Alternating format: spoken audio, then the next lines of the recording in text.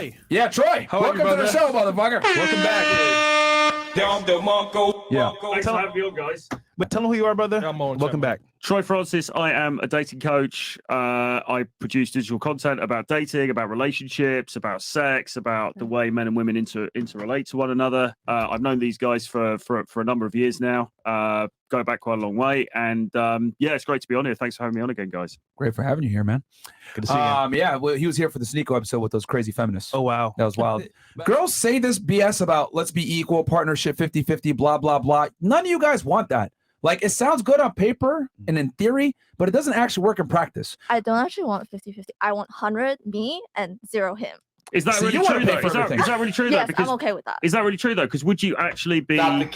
Would you be attracted to a guy who wasn't going to make any decision, who was going to leave everything to you? Seriously? Yes, I'm serious. That's interesting. Because I definitely like investments, everything. I want to do it myself. Like, I just want the guy to just sit down there and whatever I tell him to do, he does it. So you want to be a dominator? Some women like that. Yeah, some women like that. Let me ask you a question. Is that reflected in the guys that you've dated to date? Then have they been fairly? Okay, so the most of the guys that I do typically date are always in the tech industry. Okay. Tech industry. So I prefer guys that wear like polo shirts and stuff. Polo shirts. Okay. Let me ask you. Dated a guy who's like a sort of Andrew Tate type character, like super kind of dominant alpha kind of dude. Yes. And how did that go? It didn't really go well. Really? Yeah, we broke up after 3 days. Okay. Did they break up with you? She's very dominant. It's more like it was some mutual decision. No, he broke up with her. Versus the alpha guy, he broke up with you, and you wanted to try to make it work. See where I'm going here? Well, that's because it's only been 3 days. You also have to think about that. Well, 3 days of alpha is worth a decade. Yeah, a decade of ascension.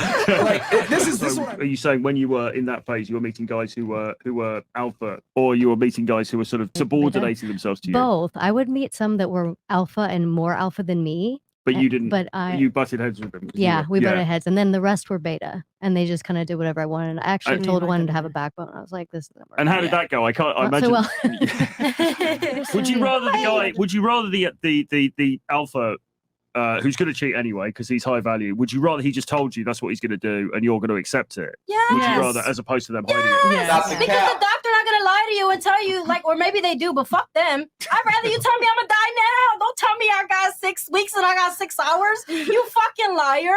A lot more women appreciate honesty than anything. Thank you. Like, you would like, say if you just be like, oh, I want to fuck.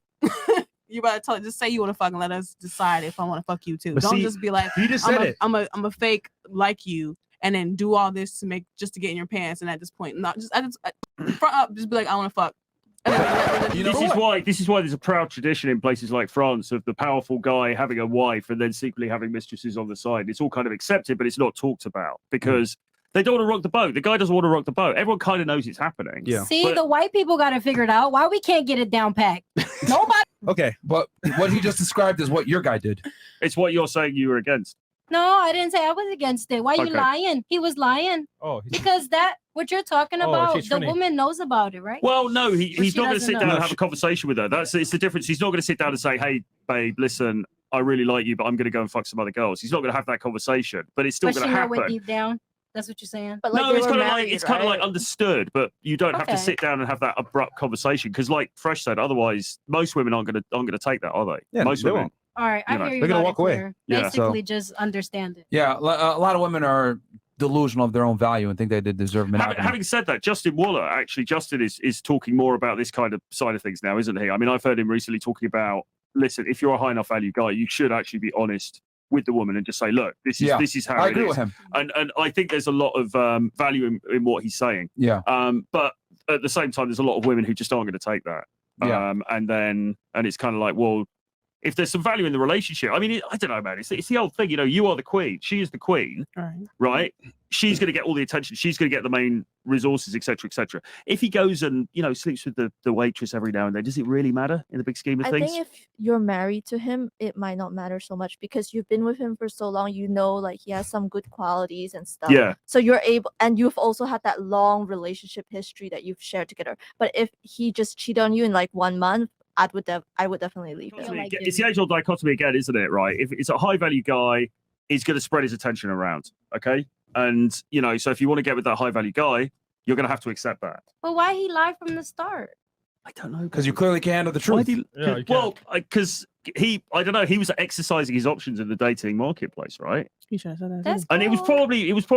probably unspoken anyway. Did you really sit down right at the beginning of that, you know, You're relationship? right, it wasn't spoken. It was unspoken. I'm just delusional. Well, like, And I can hold myself accountable That's for that at least. accountable. Exactly. I'm delusional as fuck. So at least you can That's hold okay. yourself Is there a toxic accountable. button? Most girls can't There a hold toxic themselves button? accountable. I don't have a toxic button, but you know what? Okay. We'll give her that one.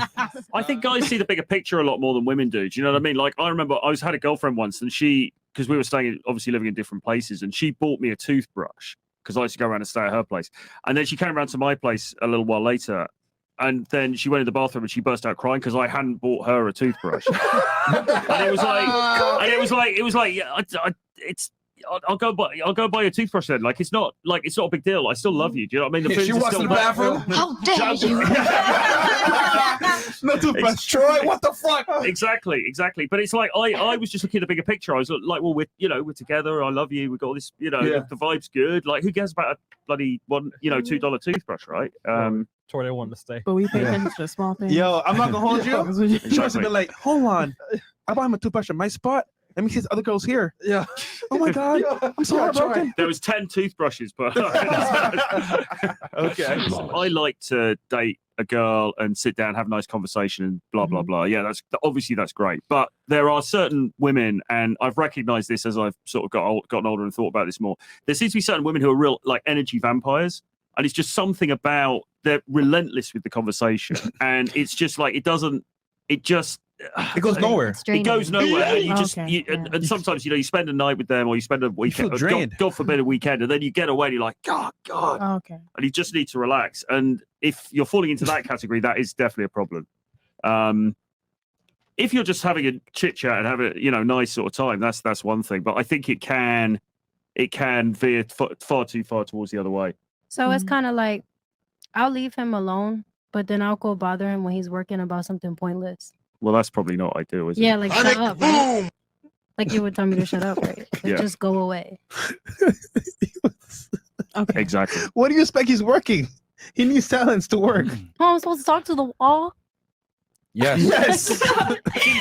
It's interesting how a few girls on the panel tonight have talked about bringing other girls in, isn't it? And sort of like, oh, I'd be happy to bring another girl, and like bisexuality and stuff like that. But is it another way of looking at it? Is that just a strategy for hanging on to and achieving getting with these high value men? Because the woman instinctively knows that in order to have a piece of the high value man, she's going to have to share him. And so the bisexuality is just a sort of, I'm not saying it's not real, but it's a I think the strategy. bisexuality is fake 99% of the time. And I agree with you, Troy, that a lot of girls understand that, okay, I can't control this guy. So the most that I can do is be involved and have some degree of influence. Yeah. So I will go ahead and get involved in the shenanigans of him fucking other girls. But if you ask a girl, yo, he could be loyal to not have sex with other girls, they would always prefer them to be the only ones and not bring other girls in, because I'll be 1,000. But she's just revealed some evidence that And wasn't that's fine. previously brought to the party. This is like some weird, like, this is like some sexual Hercule Poirot mystery, like right at the end. It's like, but let me reveal downstairs.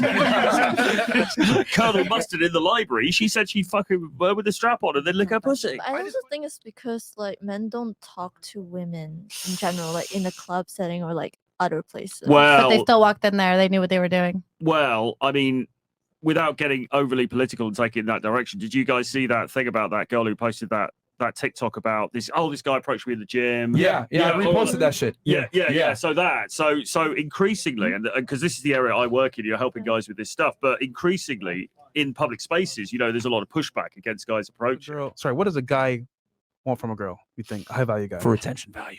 Retention value.